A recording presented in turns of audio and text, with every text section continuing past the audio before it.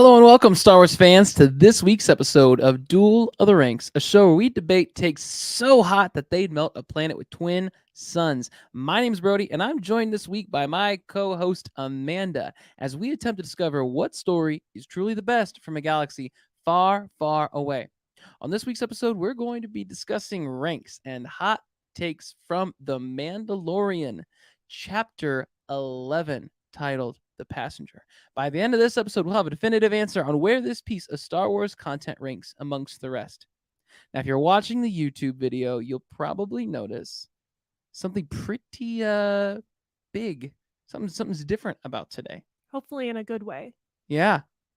You might be thinking, Christian's not here. And if that's what you're thinking, you're not noticing the big difference in the studio. Yeah.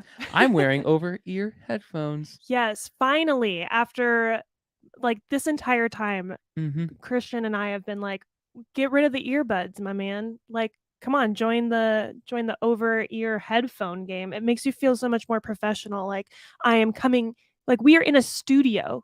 This isn't just your desk at work. No, it's true. My big thing is always like the over-ear headphones just kind of mad my hair down. But you're wearing a hat. Yeah, I know. And I thought about that. I'm like, the last few weeks I've worn a hat. I don't have an excuse. Yeah, no. So and it looks good on you. Thank you. Yeah. There we go. It's the look. It's the look for this week. Yeah. So what is this episode of The Mandalorian all about? You know, I wish I could tell you because I couldn't watch it. Why? No, okay, I did watch it. This is the episode of The Mandalorian when Pelimoto tells Mando to take Frog Lady and her eggs to her husband, who knows a Mandalorian. So that's what sends him off world. But the catch is that he's not able to jump to light speed. Otherwise, it'll kill all of her babies. In the meantime, they get pulled over by some two X-Wings, and the Mandalorian leads them to this planet, an icy planet of sorts. And close to. And the Razor Crest takes quite a big hit and falls into an ice cavern that is unfortunately filled with spiders. Okay. And that's about all I could handle. And you got lost with the spiders specifically. Yes, the spiders. That is my number one fear. Even like cartoon spiders that are meant to be cute. I think it has to do with like the multiple eyes that just don't sit right with me. And these ones are so alien and so aggressively terrifying. They're just so scary. Have you seen the movie Alien? Yes. Could you imagine if those specific spiders with like those snouts just jumped on your face? Oh God, no! I would much rather take the xenomorph than one of these spiders. And mind you, I am a Lord of the Rings fan, and I've watched all of Harry Potter, and there's spiders in both of those movies. I could not handle the Shelob scene in, what was it? Return of the King? Well, yeah, but also in the Hobbit series, like she has a bigger scene, right? I feel like there is. There's a bunch of little spiders in the Hobbit. Yes, I had a panic attack when I saw that in theaters. So that's where I'm coming from. Isn't that arachnophobia? Is that what that is? Yes, okay. But I would take Shelob over this. Wow. Definitely. That is how I learned something new today. I know, I hate it. Well, now we know. I enjoyed this episode. I mean, I didn't give it a great rating, but I enjoyed it. I thought it was a lot of fun. No, I was interested in Frog Lady's background with like, oh, her like race is dying. What's the story there? Like, that was kind of neat. Yeah, we got Pelly. We got back to the cantina on Mos Eisley, which was super cool. Yeah, there was some good fan service in there. Let's see. I wrote a few things down here of like ways they've decided to please the fans. You know, I want to call out that this series does a really great job at showing different alien races. Like we see Pelimoto having that card game with the Ant-Man, Dr. Paul Rudd. Wait, was that Paul Rudd? You said Ant-Man. No. But we have that guy, and then we also had like the one-eyed like Cyclops guy in like the previous episode. Yeah. And coming out of watching Andor, that was my biggest gripe about the series, was that it was too human centered. Yeah. It was pretty human centered. Like the whole prison was human guys.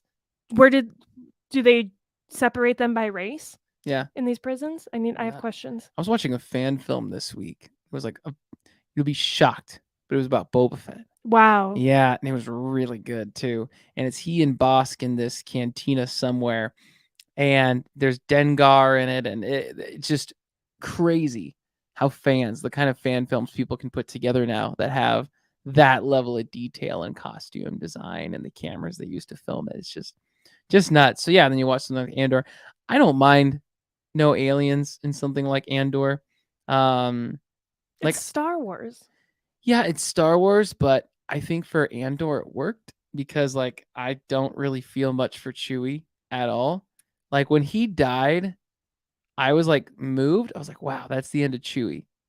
And then he like turns out he wasn't dead in The Rise of Skywalker, and I was so annoyed.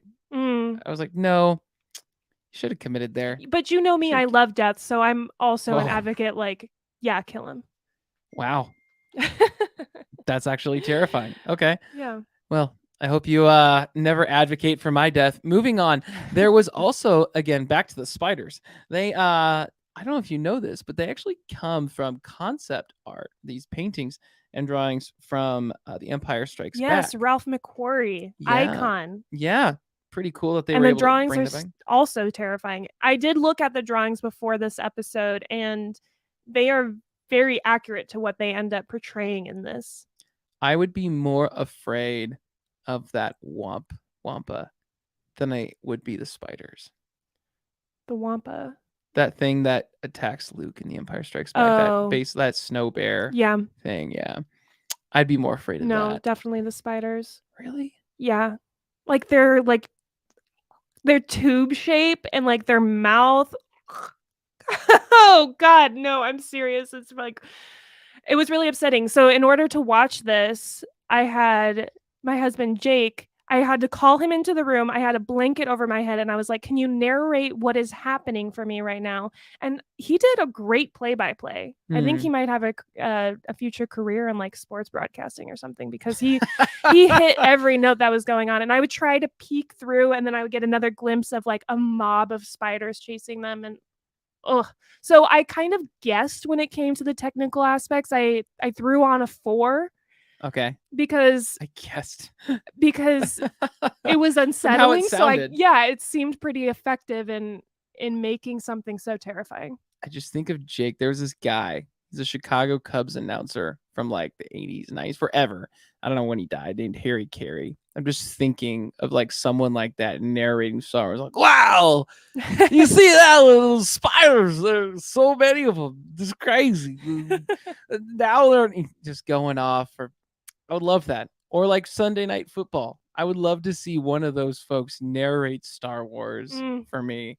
And just see Jake was great. He was like, and they shot him, but it's really not doing anything. And now they're running away here. And there's like, he just threw like webs out of his mouth. And yeah. Doing sound effects. And he gets up the gun and bang! And goes for the kill. Yeah, cool. It was an emotionally exhausting episode for me. All right, cool. Well, which is quite the emotional roller coaster, because last week we were just talking about how freaking awesome that episode was. And I wish I could say the same for this one. Yeah. Unfortunately, my own personal bias against spiders is probably bringing this down. And we also have to throw in that Christian is not feeling well today. So he has not been able to watch and score this episode yet. So it hangs in limbo. It freaked him out even more than it did you. He couldn't even make it to talk about it to this episode. It made him physically sick. It made him ill. The view of spiders made him ill. No. Christian, he didn't get his ranking in, though. I'll tell you that. So we don't actually know he's so sick, couldn't get his ranking. So we don't even know what it's going to be. But I gave it a 69.6%. You gave it a 63.2%. So right now it sits in that 66-ish% range. I'm going to guess Christian's going to give it like a 72%. Knowing him, He probably likes the nod to like Empire Strikes Back Yeah. lore-ish. Yeah. Yeah, I could see him giving it a good number. So I bet you this thing ends up around like a 67%, Yeah. 68 overall. So not great. No, but it does remind me of a hot take that I had earlier when we were reviewing Mandalorian season 1, which was I anticipated that Baby Yoda would go to the dark side, and I think this was kind of the writer's first step in trying that theory out Yeah. because he is eating the last of this woman's lineage, Mm-hmm. like just casually popping them back like they're just gummy bears. Candy. Yeah. I know. And burping in her face.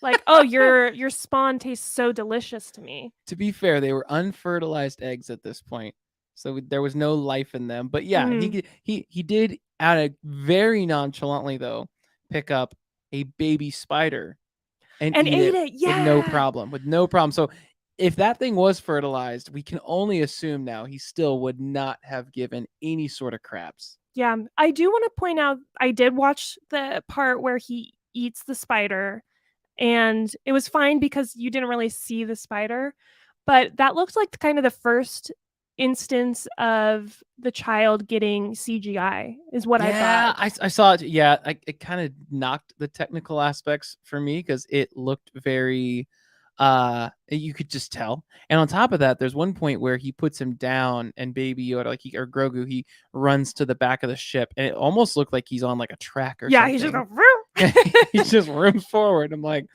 all right, that kind of took me out of it a little bit too. yeah.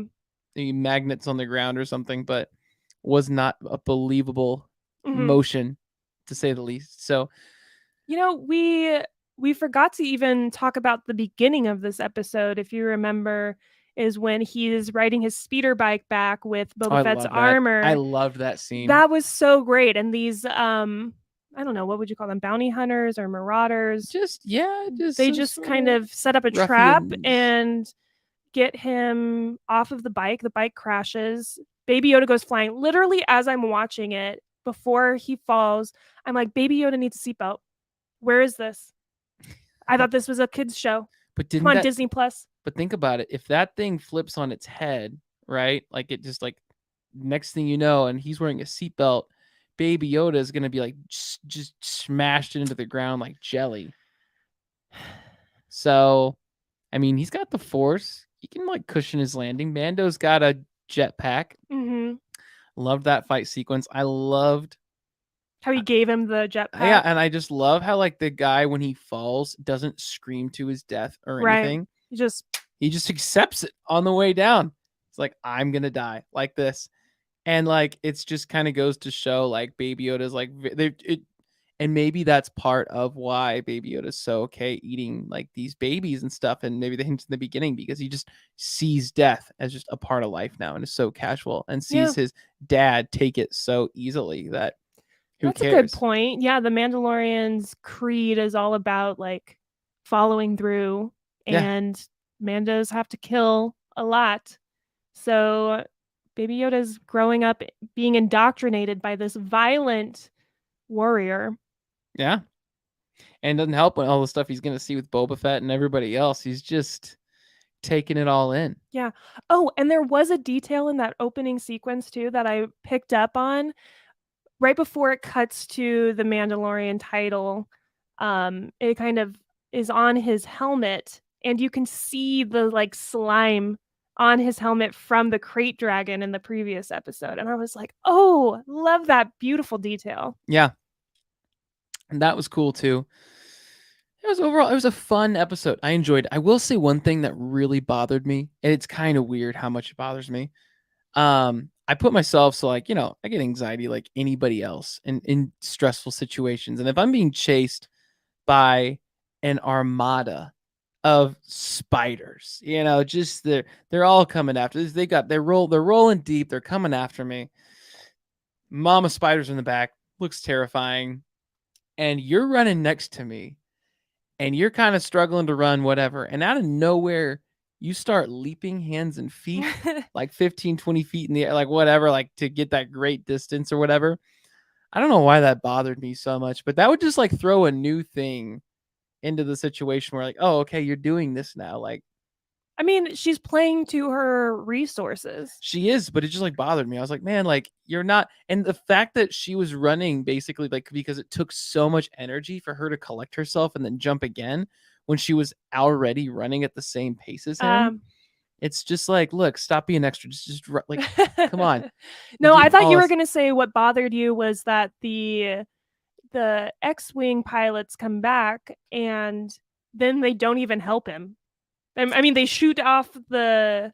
They do help him in that way. They kill the spiders, and then Mando's like, "Oh, can you help me like piece up together my?" Yeah, imagine if you didn't. And they were like, "Nope, bye." Yeah, what if you didn't have mechanic skills? Yeah. Like they would have just let him die. We're gonna save you just so you can like. That's very anti-rebellion. Yeah, they're like you were gonna get eaten probably pretty quickly and killed, and now we you're would just gonna rather freeze you, here. freeze to death. Yeah.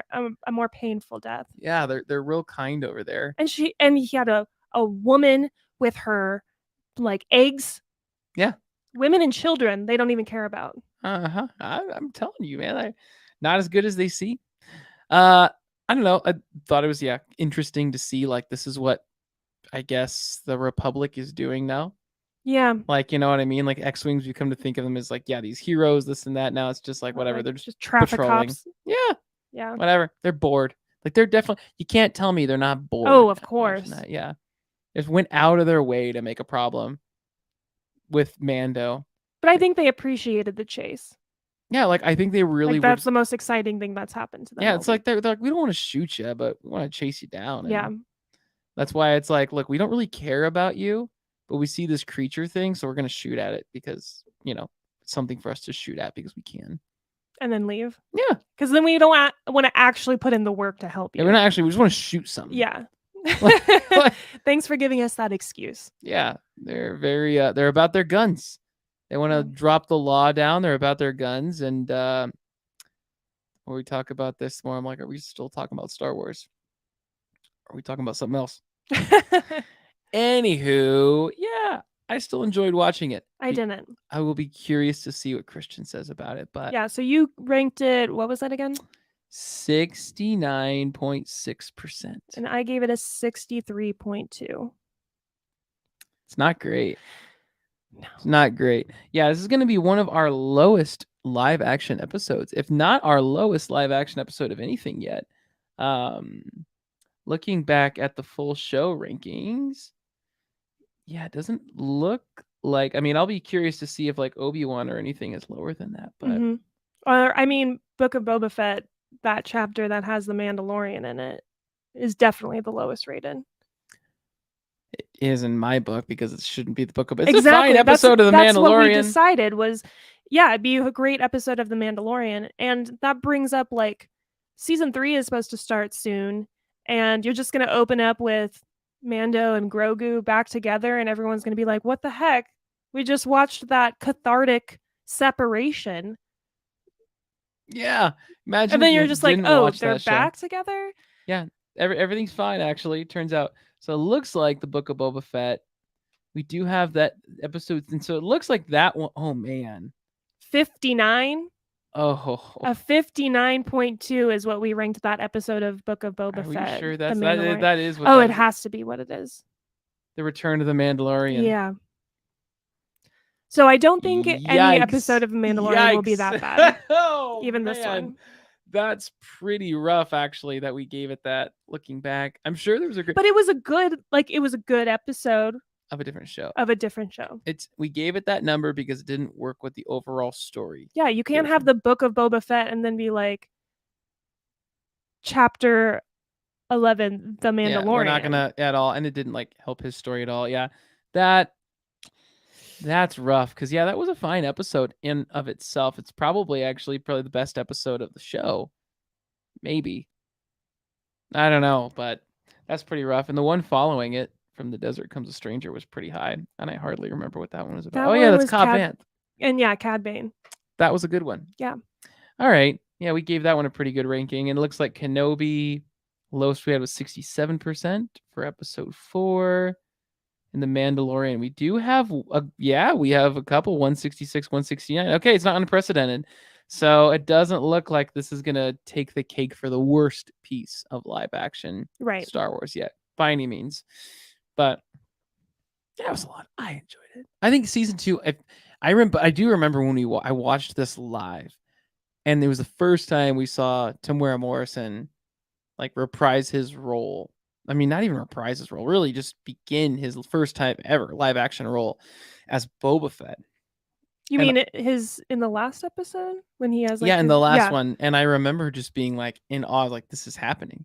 We're doing this now. Like, and everyone, I remember like it's probably Captain Rex. Let's not get excited. And I'm like, no, I think it's Boba Fett. It's Boba Fett, guys. It's Boba Fett. He's here. He's here. He's finally made it. And yeah, let me jump into this episode. And here's Frog Lady and her eggs. Does Frog Lady have a name? I loved Pelimoto. Like, again, what a great actress. What's her name? I don't know. Amy Sedaris. There we go. There it is. Yeah, she just brings so much to that character. I know you gave her some crap last season. I like it medium rare. Yeah, Ugh. she's so funny. I love her so much. You do? Yes. Yeah. Yes. I'm so fine with her. Like at most, at best, I'm okay. I can tolerate her. I just like listen to her and I'm like, you know what? You're such a believable character because you're exactly like what someone in real life would be, where you'd be like, you're not a good actor. Like you talk this way, you this and this, like you're so much your own person. It doesn't even seem like, you know what I mean? Like yeah, it's almost like cheesy. Yeah, it's just cheesy. Like we all kind of know someone where you're like, yeah, it's that. Like she exudes that personality so well that it almost takes me out of it because it's so believable that she's just her own thing. I think it's maybe also because she's acting alongside the Mandalorian, who is literally expressionless. Yeah. And only says like 10 words at a time, that she just next to him is so much personality. It'll be interesting to see, like, I feel like the show for it to get better, like, because season 2, it's all, I mean, season 1 is just more of that awe factor. Like, whoa, this is really good Star Wars. Season 2, we are reintroduced to a lot of characters we've known before and meet new ones that are really cool and exciting. As the show goes on, I would love to see just more and more about Din Djarin just taking off the helmet and of, like allowing him to have a lot of dialogue, a lot of lines, and really grow in that way, like we could appreciate with Andor. I would love to see that with the Mandalorian. So it'll be interesting. I know Jon Favreau, I think he wrote every single episode in season 3. Wow. Yeah, every single one of them. Mm-hmm. So I don't know how I feel about that. I mean, I think we have enough Jon Favreau in the Star Wars universe, if I'm being honest. Whoa. Yeah. That you should have saved that for your hot take. Why? I mean, he's done a really great job at setting up the world and giving the platform. And what's so great about The Mandalorian, I think, is how they hand over the directing to different people. And I think more diverse writers and voices are going to make better stories instead of just one guy telling the story that he wants to tell. Personally, I don't know. I'd rather see someone see it through A to Z. All this disjointed stuff that we've done in the past. I think what that tells me is we'll probably have less like side quests and one cohesive story all the way through, which I'm a lot more excited about for this 3rd season. So yeah, I mean, we're going to meet a lot of characters this season that are really going to impact that one. I'd love for season 3. I'd love for Mandalorian like to be like a 5-season type thing, and with a movie, and with everything going back to Mandalore. With, you've got Thrawn who wants Mandalore, who's got a whole bunch of beef there. You've got, I guess you have Bo-Katan who wants the dark saber. Who knows what's going to happen there? You've got Moff Gideon, and you have like these former stormtroopers, and Sabine Wren is still out there. Sabine Wren is still out there. You've got the start of the First Order potentially. That is coming out of this whole thing. Like they extracted DNA from Grogu, and we see that they're trying to clone Palpatine, somewhere in this show. And so I don't know. I would love to see it all comes back there, all converges, like all the characters we've met. You see Boba Fett, Luke Skywalker, Ahsoka, bring Kit Fisto back from the dead. like all the good Forget stuff. Mace Windu. Bring back Kit Fisto. I would love it. I'd love it. He barely got nicked in the ribs. Like, who knows? Star Wars, you can just like pretend there's no like major organs there, and he's totally fine. So he's just taking a power nap. Love to see it. Well, that's this week's episode of Not Duel the Ranks. We're not done yet, but it is concluding this week's topical discussion on the passenger. With that said, it takes us into our next segment of the show. Don't be too proud of this podcast you've constructed. The ability to rank content is insignificant next to the power of an exceptional hot take. It is hot takes time, and Amanda, you have got a hot take for us today. I hope I have a hot take.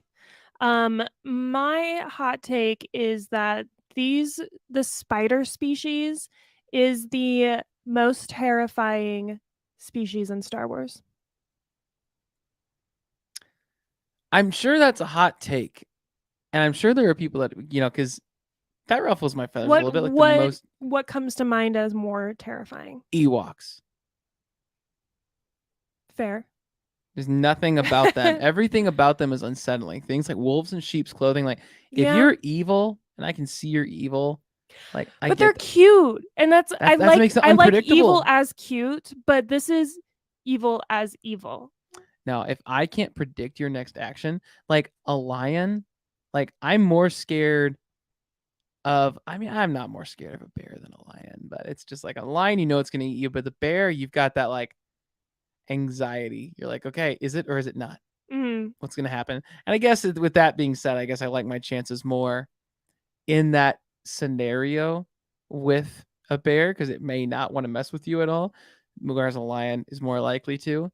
Same thing, I guess, with an Ewok. You got a better chance of walking out of there than you do with the spiders. Yeah. But as an audience, like in the audience, you're just watching that and like the unpredictability of an Ewok where it's just going to stab you. You don't know it's coming. That's not terrifying, though. These spiders are terrifying. I'm saying that they are the scariest species in the Star Wars universe that we've been introduced to. Let's see. What else is scary? I'm trying to think of episode 1. Nothing really there. Geonosians are pretty freaky to me. They are. I've always been made uncomfortable by the probe droids because they also have spider-like design. Okay. Yep. I don't think there's too many things from episode 4 either. Episode 3.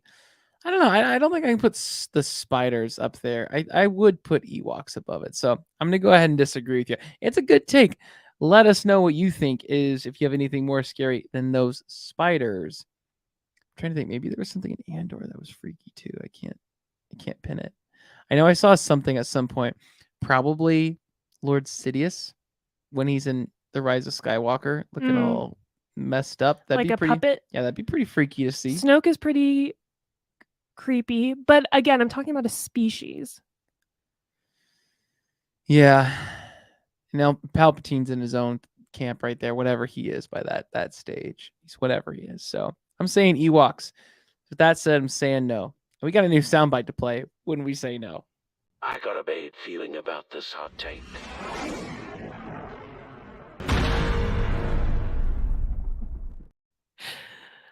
So that's that. Yeah, we got some feedback from our listeners that it didn't make sense that we were saying you had a lack of good take and it was a cold take when we agreed it was a hot take. Yeah.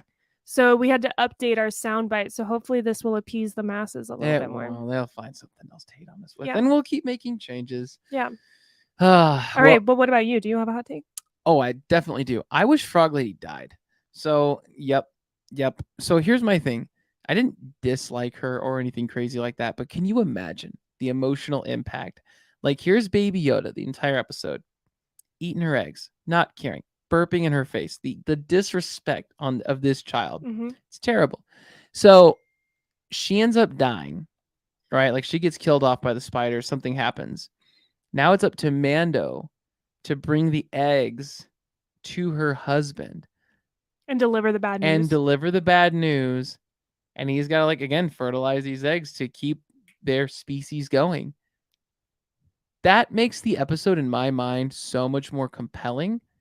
And there was a real loss, and Yoda and Baby Yoda is just like kind of sees like, wow, like it becomes so much more real for him. He sees death at the beginning of the episode where it's taken by Mando, and at the end of the episode he sees Mando trying to preserve life to save her and fails. I think it makes this episode far more compelling, and it makes it sadder. You end up caring more, I think. You know, I love death. Can always come back to that. All right. So, yeah, I'm going to vote myself up for that. Yeah. Roger. But we do know that she comes back for next episode. She does come back. Yeah, her storyline is not done yet. I did want to call out how freaking smart she is, how she like reprogrammed that droid to be a translator for her. Yeah. Snaps to her. Women in STEM. And she immediately started just talking smack too. He's like, I thought Mandalorians upheld their word. Yeah, she was like, only child stories. Yeah. Yeah. All right. Well, with that, it's time for the last segment of the show, trivia time. This is the way to trivia time.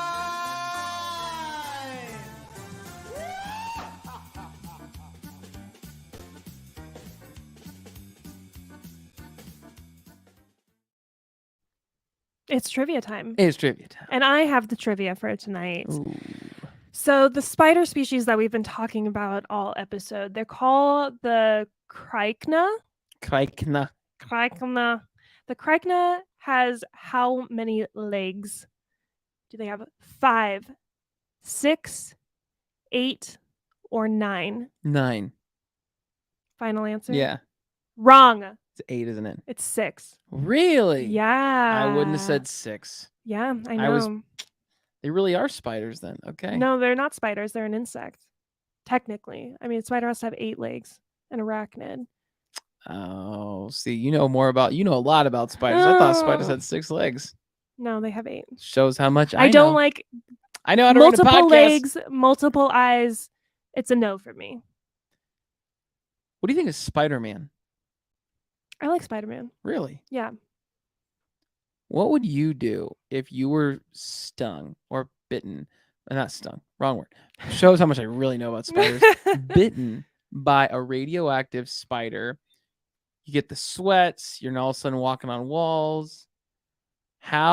What level of anxiety are you at with your fear of spiders? Wow. I would definitely be having an identity crisis. That's for sure. Would I kill myself? Yo.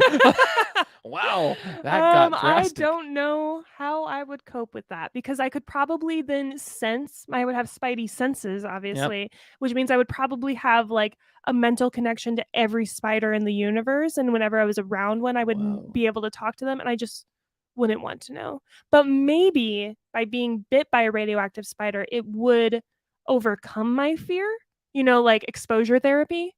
Okay.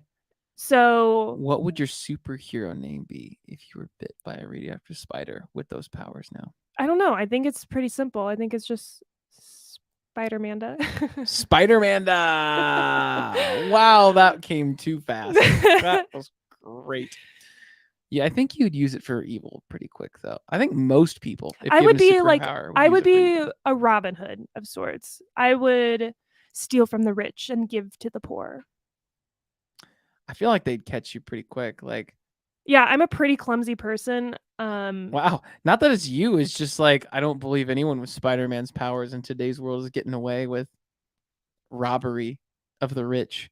You could rob the poor and give to the rich and probably be fine. Yeah, it happens every day. Yeah. You'd be fine. Yeah. Is that the superhero power you'd want? No. What would you want? Would I want to be a spider as my superhero? No.